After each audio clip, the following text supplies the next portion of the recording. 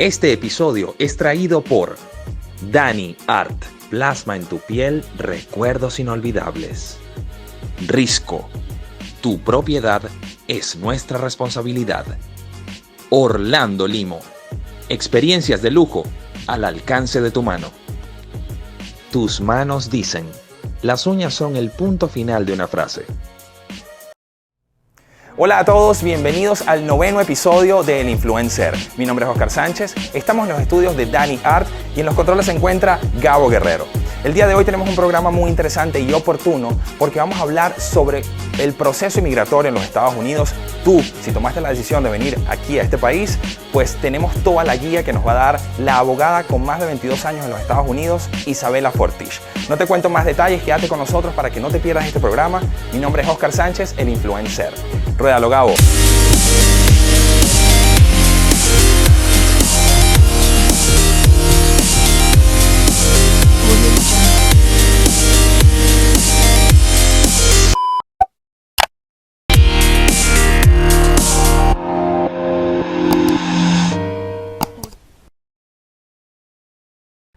Bienvenidos sean todos al 9º episodio de El Influencer. El día de hoy tenemos un programa muy importante e interesante, no solamente eso, sino oportuno, porque vamos a hablar de inmigración.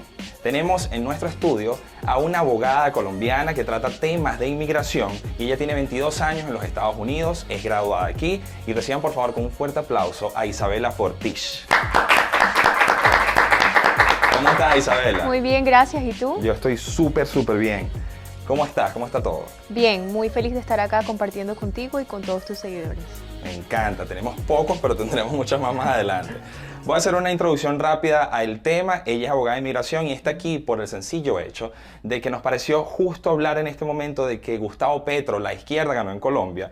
Y bien es cierto, si bien es cierto que cuando un país se convierte al lado izquierdista, es una máquina de producir inmigrantes. Correcto. Como le pasó a Venezuela, que cada vez recibimos muchos más. Entonces es por eso que estás aquí y tú nos vas a aclarar para todos nuestros seguidores que seguramente tienen dudas en este tema sobre cuáles son los canales regulares y cuáles son los procedimientos que debe llevar a cabo un inmigrante para legalizarse en los Estados Unidos.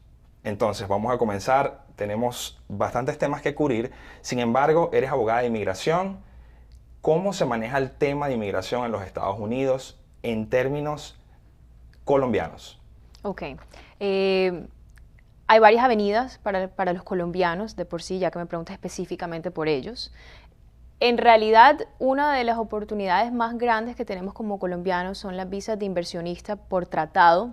Los Estados Unidos tiene un tratado con Colombia específicamente, y es una visa que le permite a personas abrir un emprendimiento acá y vivir acá, tener una vida diaria común, desarrollando un negocio. Asimismo, también existe la oportunidad de abrir la sucursal de una empresa que la persona ya tenía anteriormente en Colombia, en este caso, y la abre acá dentro del país. Esas son las avenidas tal vez un poco más a nivel de negocios y de personas que desean emprender un camino acá, tal vez el que llevaban en su país o sencillamente deciden tener una oportunidad nueva acá. Visa de inversionista. Visa de inversionista. ¿Cuánto dinero tiene que tener una persona aproximadamente para aplicar por esa visa? Depende de la visa. Así como acabo de mencionar esas dos en particular, la primera que mencioné, la visa de tratados, la visa E2, en esa visa específicamente siendo colombiano y siendo el propietario mayoritario de una empresa, más del 50%, tienes la oportunidad de venirte para acá y abrir ese emprendimiento acá, con tal de que lo estés desarrollando y el negocio esté dando los frutos que pues propondríamos que dará. Tienes la oportunidad de estar acá con tu familia. Ahora, no hay un mínimo en esa categoría. Está relacionado directamente con el emprendimiento que la persona decide hacer. Entonces, si en la industria que la persona decide participar, tal vez el emprendimiento es de $50,000, está bien para esa industria. Fácilmente puede aplicar. Y puede ser menos, puede ser más. Nosotros en general, dependiendo del asesoramiento y del plan de negocios que vamos a presentar, recomendamos al cliente cuáles son los pasos a seguir, depende del valor. Asimismo, en la visa que te mencioné, para una sucursal acá está la visa L1.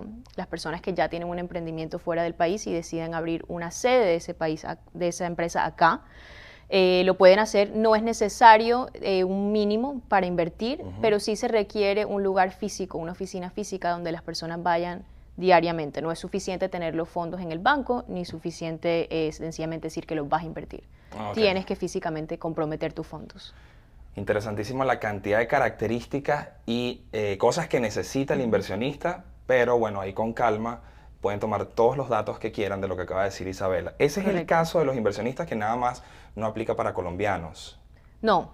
Estamos hablando de Colombia, eso es una de las factibles, sin embargo, eso aplica para todos los países suramericanos. Para la visa E2 en particular, aplica para otros países suramericanos. Colombia, por casualidad, es uno de los países con los cuales Estados Unidos tiene ese tratado. ¿Puedes mencionar algunos otros que...? Ecuador también está en la lista, está Perú, hay muchos países latinoamericanos están, pero no están todos. Asimismo, tiene muchos años la visa, pero hay personas que desconocen de este tipo de proceso y piensan que las únicas maneras de venirse para acá tal vez sean por algo tan común como el asilo, que pues ya llegaremos a ese tema. Bien, eso es por el lado de la inversión. Uno de los canales que está de moda, pienso yo que está de moda ahorita, es venirse por la frontera. Sí. Viene ahorita una población completa caminando desde México hacia acá. Muchos de ellos son colombianos. Sí. ¿Cuáles son el paso a paso de esa persona que se va a encontrar con aquel muro? ¿Qué va a pasar en ese momento?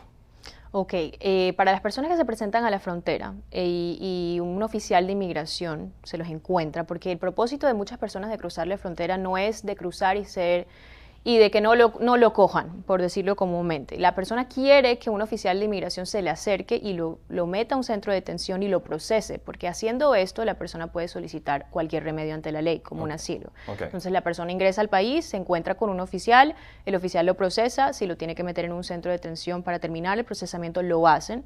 Ahí mismo ocurre lo que comúnmente se dice como en la entrevista del miedo creíble. Le hacen un miedo creíble donde el oficial hace una serie de preguntas, confirma que la persona tiene miedo de regresar a su país y eso es lo que está diciendo. Y de ser así y de cumplir otras características adicionales, a veces en la mayoría de los casos los sueltan para que la persona pueda permanecer dentro del país mientras espera una audiencia ante un juez. Ese es el común denominador. Hay personas que pasan poco tiempo en el centro de detención, hay unos que pasan un tiempo adicional. Voy a hacer una pausa para dejar bien claro y hacer aquí pues un paréntesis importante. Nada de lo que se está diciendo aquí es una invitación para que tú pases la frontera. Pasar por la frontera, y lo puede reafirmar Isabela, es un delito federal. Las personas que piensen que nosotros les estamos diciendo, vénganse que aquí lo van a recibir las abogadas, es falso. Una persona que ya se encuentra en una posición por la que pasó, tú puedes tratarla de esta forma que estás mencionando. Correcto. Adelante quiero que seas un poquito más específica con el tema del miedo creíble. El miedo creíble es una entrevista que te hace el oficial, que las personas normalmente le dicen el deportador. Es la persona que tú primero ves cuando cruzas la frontera, eres procesado, te asignan un número de alien, es un número de identidad como inmigrante a este país. Te hacen la entrevista y te hacen una serie de preguntas para ver cuáles son los motivos por los cuales tú estás solicitando asilo.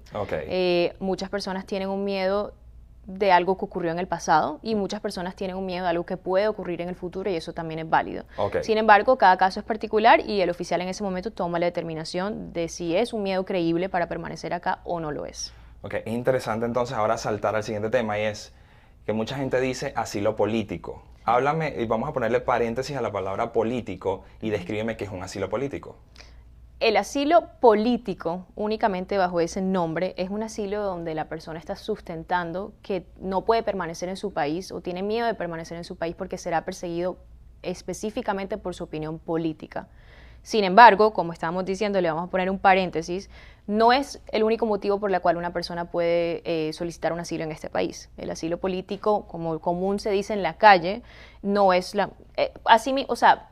el asilo político no es solo un asilo político. No le podemos llamar así, pero hay personas que solicitan asilo por su raza, religión, grupo social en particular, nacionalidad o porque tienen miedo de ser torturados en su país. Torturados no en sentido político, tal vez por un paramilitares. Crimen. Correcto. Otro grupo que no es político. Otro grupo que no es político. Pero todo el mundo le dice asilo político. No es el único motivo. Hay personas que se vienen a este país porque son perseguidos por su religión, que no pueden practicar su religión en su país, tal vez porque fuiste víctima de violencia doméstica, en ciertos casos con características específicas. Eso sería un grupo social en particular. ¿Existe algún tipo de persecución hacia personas homosexuales?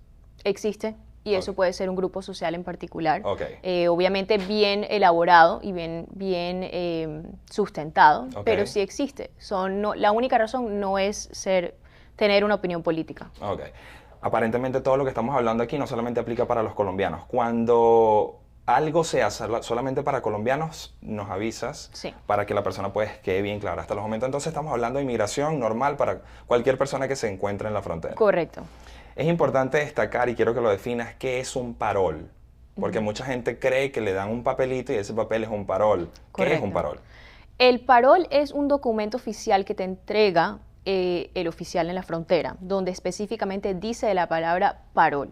Con ese parol, tú tienes el derecho de ingresar al país y solicitar un permiso de trabajo aún antes de tener un asilo pendiente. El parol es un beneficio enorme porque eres considerado admitido hasta cierto punto y no eres considerado una persona que ingresó completamente de manera ilegal. Durante tu primer año de llegada con ese parol puedes solicitar beneficios que no están disponibles para personas que son, por ejemplo, en otros casos, son puestos en libertad bajo palabra. Okay. o bajo fianza. No es lo mismo. Pero el parol es algo que se dejó de ver hace como unos 5 años, no se veía comúnmente en la frontera, todo el mundo dejó de hablar del parol. Okay. En estos momentos estoy viendo el parol nuevamente, casi que a diario, okay. Y justamente hoy recibí un permiso de trabajo por una persona que ingresó por la frontera con un parol. Ok. He escuchado que muchas personas dicen, es que me soltaron pero tengo un grillete, es que me soltaron pero tengo un teléfono que debo contestar, sí. Es que me soltaron pero el ICE, se pronuncia así, ¿verdad? Sí. Es la Policía de Inmigración. Correcto. Que tengo que mandar correos electrónicos. O sea, cada quien, según la consideración de ellos, tiene un tratamiento especial de seguimiento con ICE. Correcto. Okay. Todas las personas que ingresan a la frontera son liberados a discreción del oficial. Okay. El oficial puede decidir si te libera bajo parol, bajo palabra, bajo la aplicación, como le acabas de decir, que se llama ICE-App. Cada persona es evaluada y es más o menos... ponen bastantes cosas en una balanza para ver hasta qué punto la persona, por ejemplo, se puede escapar del país, que para ellos es algo, ya como mencionas tú, es un delito federal, necesitan saber que te vas a reportar a las audiencias. Y basado en eso, ellos te liberan con condiciones. Entiendo. Estas personas que tienen grilletes, son grilletes electrónicos. Sí. ¿Después de cuánto tiempo, en promedio, se los quitan? No siempre se los quitan, y es una excelente pregunta. En realidad, a personas que ingresan les ponen el grillete y personas que nunca tienen grillete. ¿Okay? A personas que tienen el grillete generalmente los hacen reportarse ante ICE justamente cuando llegan al lugar donde van a residir. Es a discreción del oficial quitar el grillete. No es un derecho, no es obligación de ellos quitarte ese grillete. Tú puedes sustentar los motivos por los cuales necesitas que te quiten el grillete. Hemos tenido casos de personas, de mujeres embarazadas, por ejemplo, que el grillete les hace daño, que no pueden caminar porque tal vez tienen los pies muy hinchados. ¿Cómo no? Y necesitan que les quite el grillete. Es evaluado caso por caso. Igual, como te digo, no todo el mundo es liberado con grillete. Hay personas que sencillamente entran y están acá, con su parol, sin parol, bajo palabra. Ok. ¿Qué pasa con esas personas que llegan con su pasaporte y se los quitan en la frontera? Que también he escuchado esto. A la mayoría se los quitan. A la mayoría de personas que cruzan la frontera se los quitan. Nuevamente he visto casos, especialmente recientemente, donde los dejan quedarse con su pasaporte. Okay. Y es algo primordial para las personas que ingresan al país, necesitan el pasaporte para sacar una licencia o para abrir una cuenta de banco. En muchos lugares tal vez no les dan esa oportunidad porque no tienen el pasaporte. El pasaporte lo retiene ICE. Okay. En la presentación ante ICE tú puedes solicitar el pasaporte, sin embargo, nuevamente es a discreción del oficial regresarte el pasaporte o no. Generalmente se quedan con el pasaporte porque piensan que tal vez puedes irte y no presentarte a las audiencias que te ponen cuando ingresas a la frontera. Ok, bueno, vamos a recapitular hasta aquí. Al principio hablamos de la visa de inversionista, luego estamos tocando bien extensamente y con mucho detalle qué pasa con esa persona que pasa por la frontera. Repito, no es una invitación a que pase la frontera, es un delito federal. Pero en el caso de que ya te encuentres en posición de necesitar un abogado, esto es lo que se está tratando en este momento. Así es. Una persona que ya el oficial a su discreción, como tú lo mencionas, ya salió de allí y se ubicó con sus familiares, se estableció de alguna forma, ¿qué sucede en ese momento? ¿Tiene un rango de tiempo para hacer qué? O sea, esa persona... no puede pensar, ya estoy aquí adentro, ahora sí que seré feliz por siempre y el sueño americano. ¿Qué le toca hacer a esa persona dependiendo de esa discreción? ¿Cuántos tipos de casos hay? ¿Qué debe hacer? ¿Qué debe buscar? ¿Qué debe pasar? Y las personas que generalmente ingresan por la frontera vienen a solicitar un asilo. Ahora, todas las personas que ingresan tienen un año a partir de que ingresan al país para solicitar ese asilo. Okay. No es suficiente llegar y establecerte en algún lugar y sencillamente dejar de reportarte a ICE o de asistir a audiencias. La persona ingresa, debe siempre tener su dirección actualizada con ICE. Es obligación tener tu dirección actualizada con ICE, y si no lo haces, puede que no te llegue una notificación del deportador, tal vez te tienes que presentar o tienes que ir a una audiencia ante un juez. Okay. Es muy común que las personas se confundan entre la presentación con ICE y la presentación ante un juez. Cuando tú ingresas por la frontera, tú tienes que sustentar tu caso de asilo ante un juez de inmigración. Las personas generalmente se confunden en las citas con el juez de inmigración y las citas con ICE. Son entidades distintas, se deben reportar a ambas y por lo tanto mantener la dirección actualizada es tan importante. Ok, pausa allí. Vamos con calma. Según lo que está diciendo Isabela, debes entender entonces que puedes tener una cita con USCIS, que es inmigración, o puedes tener una cita con ICE, la corte. Sí, sí y no. Ok. USCIS es una entidad distinta. Son para personas que ingresan de manera legal al país. Ahora, si tú ingresas por la frontera, ese juez cae bajo el Departamento de Justicia y ICE es la Fiscalía del Departamento de Seguridad Nacional. Las personas, como ven que se tienen que presentar a una audiencia ante un juez, generalmente piensan que ese mismo juez es ICE y no es así. Okay. El Departamento de Justicia es una entidad completamente separada que evalúa tanto el caso de la Fiscalía de querer deportarte al tuyo, a ver si tienes un miedo creíble y te puedes quedar en este país como un refugiado. Lo que generalmente nos pasa es que la persona llega y dice, no, ya yo cambié mi dirección con la corte, pero nunca cambió la dirección con ICE y tal vez se mudaron de la Florida a Nebraska. Y ahora quedamos con que la presentación de ICE es en la Florida y la corte es en Nebraska. Y las personas generalmente no caen en cuenta. Entonces nosotros siempre recomendamos actualizar la dirección con ambas y es una parte íntegra del proceso de solicitar un asilo si ingresas por la frontera. Okay. ¿Cuál es el promedio aproximado de personas que tienen problemas por ese bendito cambio de dirección? Casi todas. O sea, de cada 100 clientes, un 85 no entienden la diferencia y hacen el cambio de dirección solo con una entidad. No es suficiente. En pocas palabras, deben buscar a profesionales que sepan este tipo de planillas, este tipo de procedimientos y todo esto. Ahora vamos con el tipo de personas que llegan por avión con su visa de turista. ¿Cuál es el procedimiento que ellos deberían tomar si su objetivo es quedarse? En ese caso tienes una infinidad de posibilidades, en realidad. Hay personas que ingresan tal vez con la intención de hacer turismo y estando acá se encuentran con que quieren abrir un emprendimiento y deciden cambiar de estatus por ese medio. Es lo mismo que una visa de inversionista, sin embargo lo estás haciendo ya estando dentro del país. Hay ciertas visas de inversionista que te permiten hacer eso. Asimismo, puedes solicitar un asilo. En este caso, cuando ingresas por el aeropuerto de manera legal, no tienes que solicitar el asilo ante un juez, sino que lo haces ante un oficial de inmigración y ahí es cuando entra USCIS al dilema. Tú presentas tu asilo ante USCIS y luego, en ese caso, después de sustentar el caso, si ganas con USCIS, eres asilado y si no, te vas a la Corte de Inmigración, terminas en la misma posición. Existe también las personas que ingresan, tal vez se enamoran y deciden casarse, pueden hacer un ajuste de estatus por ese medio. Es decir, las personas que ingresan de manera legal tienen más posibilidades porque no están enfrentados inmediatamente a una orden de deportación como las personas que ingresan por la frontera y al sustentar su caso se están arriesgando de que pierdan y tener una orden de deportación.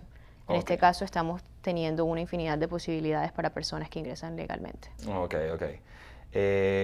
Wow, importantísimo todo lo que estás diciendo. Sin embargo, nada de esto es solamente para los colombianos. Es importante saber que estos son canales regulares para colombianos, pero también para todos los suramericanos que puedan necesitar esta información o este servicio.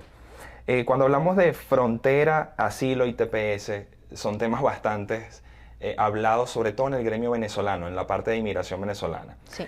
Habla de TPS para venezolanos. Porque si bien es cierto, disculpa que te interrumpa, no, tranquilo. Hay TPS para varios países y todos tienen fechas de finalización y tratamientos diferentes. Vamos a hablar un poquitico sobre ese de los venezolanos, porque ahorita de hecho, después de hablar del TPS, vas a comentar sobre eso que se está hablando de si se habla en el Congreso de darle a los venezolanos residencia. Eso suena maravilloso para los venezolanos, pero a lo mejor es algo que simplemente se está tocando en rincones. Primero vamos a hablar de TPS para venezolanos. El TPS para venezolanos sigue disponible. Para los que no han aplicado 100%, por favor, apliquen al TPS. En realidad es un beneficio enorme para venezolanos que ingresaron al país y están tal vez esperando su asilo hace mucho tiempo. No han recibido respuesta. Con el TPS tal vez se sienten un poco más protegidos si saben que su caso de asilo tal vez no es el más sólido. Ahora, el problema en estos momentos con el TPS para los venezolanos es que muchos no están recibiendo respuesta y están entrando en pánico porque se está acabando el tiempo del supuesto TPS que designó el Departamento de Seguridad Nacional. Okay. Muchas de esas personas nos están preguntando qué hago si ya va a llegar la fecha del vencimiento de este primer TPS y no he recibido mi aprobación. ¿Me re-registro para el periodo que viene o no? Entonces, a esas personas les digo que no pierdan el tiempo, que definitivamente se tienen que re-registrar en cuanto salga, aún sin haber recibido la aprobación anterior. Okay. En cuanto a que el Congreso pase una ley que tal vez beneficie a esas personas, como la posibilidad de obtener una green card, una residencia permanente, es algo que en estos momentos son especulaciones, no estamos claros de que vaya a suceder. Sería increíble que eso sucediera, pero hasta el momento es sencillamente algo que se rumora y que no ha sido estipulado por ningún tipo de ley. Okay. Mucha gente dice en conversaciones... no, chico, llega a los Estados Unidos y te casa. Eso es lo más fácil del mundo. ¿Qué mensaje le tienes para estas personas que lo dicen con tanta facilidad? ¿Cuáles son las implicaciones, causas y consecuencias? Eso depende de la manera en la que una persona ingresa al país, así como todos los procesos de inmigración. Hay personas que tal vez se presentan a la frontera y dicen, no, yo entro y tal vez durante ese primer año no aplico un asilo, sino que me caso. Pero ahí estamos hablando de que necesitas un perdón para una entrada ilegal. Y estás hablando de una serie de procesos que te requieren que te regreses a tu país a terminar el proceso y obtener tu residencia permanente. Y hay personas que dicen, yo no me quiero ir. Asimismo está la persona que ingresa por el aeropuerto y dice, me quiero casar, tal vez se enamoró, tal vez tenía una novia acá desde antes, sea lo que sea, pueden ajustar de estatus después de cierto tiempo. Es un beneficio súper rápido para esas personas que ingresan legal porque generalmente al año, año y medio, estás recibiendo tu residencia permanente. Pero el común denominador piensa que aún ingresando por frontera va a ser igual que las personas que ingresan por el aeropuerto, que en año y medio tienen su residencia, y resulta que pasa que no es así, que necesitas un perdón por esa entrada ilegal y que no es tan fácil. Es muy fácil decirlo y no tan fácil hacerlo.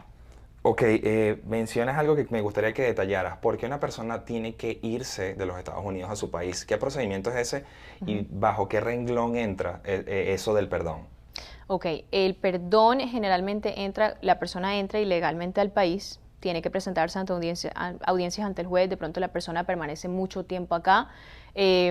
Cuando la persona se casa con un ciudadano americano, necesita solicitar un perdón por esa entrada ilegal que obtuvo en aquel momento. En ese caso, la persona hace la petición familiar y luego de ser aprobada la petición familiar, hace el perdón. Cuando el perdón es aprobado, la persona se regresa a lo que se llama un proceso consular en su país de origen, donde finaliza el proceso. Ahora, el mundo del perdón es casi que inexplicable porque hay demasiadas variables que hay que considerar. Hay personas que califican para un perdón, hay personas que no califican para un perdón.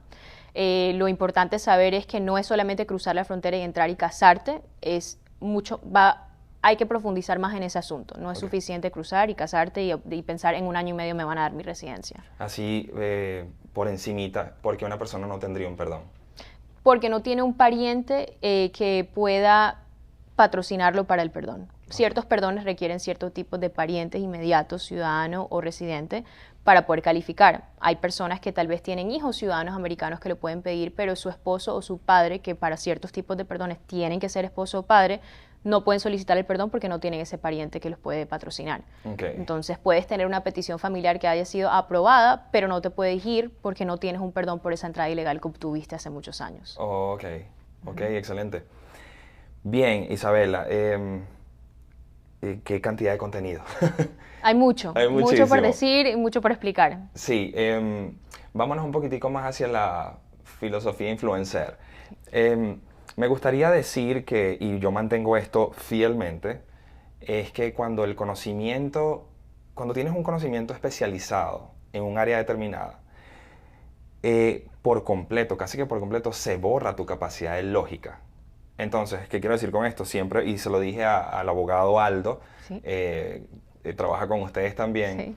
Sí. Por ejemplo, Ucrania. Están muriendo vidas inocentes, pero como Ucrania no pertenecía a la OTAN, entonces vamos a dejar que mueran sus civiles. O sea, fíjate tú como la ley es capaz de echarnos para atrás a países que tienen las armas para detener lo que está pasando. Eso es un ejemplo a gran escala. A baja escala, ¿cuál es la recomendación que da Isabela a esas personas que están paradas en la frontera pidiendo ayuda? Porque sin duda alguna, Sudamérica y la izquierda pues la ha sumergido en la miseria. Sí. Vale decir, vale recalcar esto. La izquierda, esa es mi opinión, es una máquina de destrucción masiva. Entonces, ¿qué le puedes decir a esas personas que piensan que su única oportunidad está en este país? Que vienen desesperados, matándose en la frontera, que pasan por bosques, por selvas, que hay muchos se ahogan, que hay gente que, o sea, ya, por eso dije que se convirtió en moda, porque ellos dicen, se fue no sé quién, se fue un amigo, se fue un primo, se fue un familiar, y entonces es el momento de agarrar las maletas e irse, y repito, muchos han muerto en la frontera, muchos mueren, los roban, los asaltan, es una cosa que está pasando bastante mal. ¿Qué recomendación les darías entonces a estas personas que están en sus países y que están a punto de tomar la decisión de venir a los Estados Unidos? A esa persona y a todas esas personas les diría que por favor se asesoren antes de tomar esa decisión. Sé que hay ciertos casos donde la persona está sufriendo una persecución inmediata y tal vez no tiene el tiempo de recibir ese asesoramiento, pero sin embargo las personas que están tomando esta decisión detenidamente y están preparando sus maletas, que tienen suficiente tiempo de preparar sus maletas, así mismo les digo que por favor se asesoren, sea con nosotros o sea con cualquier abogado de inmigración, así sea leer. No es suficiente llegar a la frontera. Hay demasiadas cosas que pueden suceder, así como tú mencionas, tanto en el camino como al presentarte. Se enfrentan con lo del miedo creíble, que tal vez no sabían que tenían una entrevista, no saben qué decir, no, por miedo tal vez dicen las cosas equivocadas. Es mejor saber bastante del proceso y estar prevenido a que ciertamente va a haber contratiempos, pero por lo menos puede recibirlos de la mejor manera. A esas personas yo les digo que se asesoren, que revisen, que la ley de inmigración cambia a diario y que desafortunadamente lo que leyó ayer tal vez no va a ser lo mismo hoy, pero va a saber un poco más que haberse presentado sin saber absolutamente nada del proceso migratorio. Buscar un especialista. Buscar un especialista. Muchas personas deciden inmigrar porque vieron un meme, porque vieron un video en Instagram. O sea, las fuentes no son las redes sociales, las fuentes son páginas oficiales. Sí. Las fuentes son, o sea, si viste algo que te llamó la atención en una red social, cerciórate que eso es correcto en una página oficial, pregunta, busca un especialista. Yo escucho cada cuento de personas que están en la frontera que le pasan cosas, que mueren en el camino para acá. Algo que quieras rescatar del proceso migratorio y tu experiencia, que sea un factor común, errores que cometen los inmigrantes, esa forma que tiene el inmigrante también de venir y querer tener el mismo paso a paso que tenía en su país, aplicarlo aquí. Y me refiero a que creen que todo es muy fácil, que todo se puede conseguir por otras vías. ¿Qué consejos podrías darle a ellos? Creo que mi primera recomendación, aparte de asesorarse, por supuesto, sería entender que cada caso es particular, que porque el primo o el amigo lo hizo de cierta manera no significa que va a ser igual para aquella persona que decide ingresar tal vez un año después. Es decir, las leyes pueden haber cambiado, puede haber pasado algo que ya te impide entrar al país. A esa persona yo le diría que entienda que cada caso es particular y que debe recibir ese asesoramiento para poder entender cuáles son las posibilidades que tendría estando dentro de este país. Asimismo, le diría a esa persona que esté preparado para que al llegar acá no sea tal vez el mismo día a día que vivían en su país, donde ya eran unas personas cómodas, donde ya tenían tal vez su día a día planeado y donde su vida desafortunadamente le tocó huir de esa vida, pero va a tener la posibilidad de algún día volver a tenerla acá. Al momento de llegar, la mayoría de las personas no reciben esa misma calidad de vida que tal vez tenían en sus países. En ciertos casos es mejor, pero definitivamente no es igual. Estar preparados para muchas adversidades, para mucha fuerza y para poder salir adelante. Ok. Aquí tengo dentro de mis notas frontera, que es un tema que, bueno, ya lo hemos tocado en varias oportunidades aquí en el momento de la entrevista, pero ¿qué crees que va a pasar de aquí a 2 años con todo el volumen de personas que está entrando por la frontera? Es una pregunta bien compleja. Okay. Pienso algo hoy que tal vez en 6 meses no va a ser el mismo pensamiento que voy a tener porque cambian las leyes diario, ¿no? En estos momentos pienso que dentro de 2 años vamos a tener aún más demora en los procesos por la cantidad de gente que está ingresando en estos momentos, personas de países que tal vez no esperamos que vengan, entre esas Colombia. Siento que el Departamento de Justicia y el Departamento de Seguridad Nacional se está preparando para eso. Específicamente en Orlando van a haber 17 jueces de inmigración, en estos momentos solo hay 7. Entonces van a estar preparados para recibir más, pero siento que la cantidad de personas que ingresan siempre van a ser más de lo que ellos esperan. Pienso que por supuesto cada persona merece tener la oportunidad de estar acá, siempre y cuando la luchen, pero también pienso que el sistema está intentando mejorar, pero nunca va a ser perfecto. Y la persona que llega acá pensando que el sistema es perfecto, de que mi amigo me dijo, mi primo hizo, o mi hermano hizo tal cosa hace 10 años, necesita borrar ese cassette y empezar desde cero. Estar preparado de que las cosas van a cambiar en cuanto llegue, pero en realidad pienso que van a haber más demoras y eso no es una sorpresa para nadie, ¿no? Aquí todos sabemos que cualquier proceso de inmigración se demora mínimo 1 año, año y medio, nada es rápido, sí. Pero preparados. Y mientras más personas vengan, más va a durar el proceso. Más se va a demorar. Puede que eso cambie, ¿no? Pienso que al contratar más jueces o más oficiales tal vez disminuya, pero pienso que van a entrar más personas que lo que anteriormente han entrado. ¿Crees que la pandemia mundial ha afectado los tiempos? Los tiempos de espera. 100%. Aunado al hecho de que no hay tantos oficiales. Correcto. O sea, hay que prepararse para saber que van a esperar. Generalmente sí. Ahora, asimismo, el 31 de mayo cambió la ley. Van a aplicar ciertos procesos distintos para el asilo. Ahora, a personas que ingresan a la frontera, anteriormente esperaban muchos años para una audiencia ante un juez. Ahora, a partir de esa fecha, las personas que ingresen por la frontera van a tener su entrevista de miedo creíble. Si el oficial está de acuerdo con la entrevista de miedo creíble, que la persona en realidad expresó ese miedo, va a pasar a la entrevista con un oficial de inmigración, diferente al que le hace el miedo creíble. Okay. A lo que pasa a la entrevista con el oficial de inmigración, si el oficial piensa que la persona en realidad es un refugiado y debería ser asilado en este país, va a tomar una determinación. Si es sí, será aprobado. Si es no, va a ser referido ante un juez. Ahora, anteriormente ese oficial no existía, ese proceso de pasar el miedo creíble e ir a un oficial no existía, por lo tanto se demoraba mucho.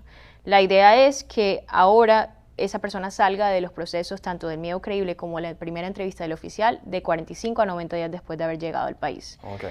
Hay personas que se vienen y dicen, yo me voy y voy a tener mi permiso de trabajo por 5 años y entonces después si me deportan yo me regreso. A esas personas yo les diría que estén preparados para que posiblemente no les toque ese tiempo de espera. Okay. Esto únicamente aplica para las personas que van a entrar por la frontera, cabe recalcar. Pero personas que dicen, no, yo voy y tal vez trabajo un tiempo y me regreso con ese dinero a mi país y vivo feliz, pienso que ese sueño poco a poco se va a ir acabando porque ya saben que eso es lo que muchas personas hacen. Sí, correcto. Entonces van a empezar a cerrar puertas. Exacto. Bueno, Isabela, ha sido un placer. Creo que demasiado contenido muy importante e interesante se ha tocado aquí. Es un placer. Gracias por... Un aplauso para Isabela, por favor. Muchas gracias. Qué placer, muchas gracias. Cabe destacar, damas y caballeros, pónchame aquí cámara 2, por favor, que Isabela no es como estos abogados que tú escuchas a cada rato, hablamos español. Isabela habla 4 idiomas. ¿Cuáles son los idiomas que hablas? Hablo español, inglés, francés y papiamento. Ya saben, inmigrantes, ella tiene cómo atenderlos, ella, no una secretaria, no. Ella trabaja en un departamento de inmigración. Tienes tu firma de inmigración sí. Con Laura, que también es venezolana y también trabaja estos temas. Correcto. ¿Cuáles son tus redes sociales? Dilos a tu cámara, por favor. Sí. La red social de nuestro bufete de abogados es @QFlegal. Nos pueden encontrar en Instagram, también tenemos YouTube, es el mismo canal, es la misma red.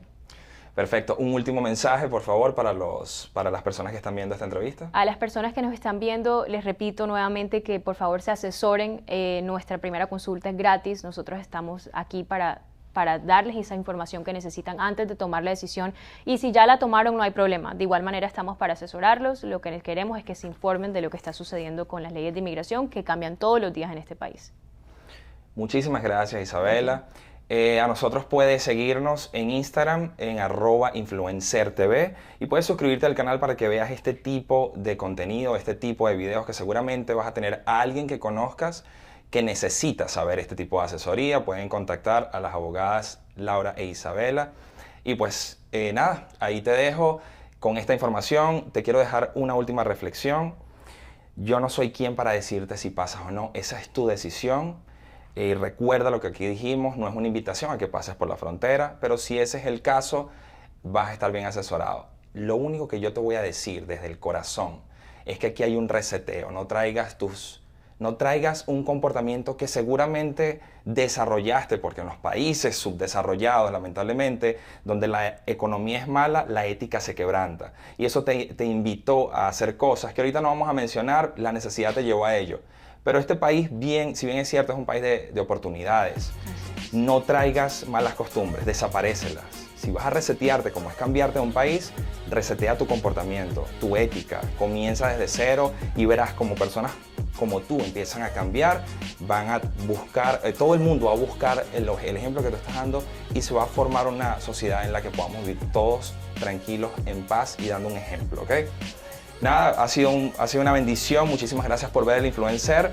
Que pases feliz tarde, mañana, noche, dependiendo del momento que nos estén viendo. Y nada, bendiciones. Hasta luego. Yo soy Oscar Sánchez, El Influencer.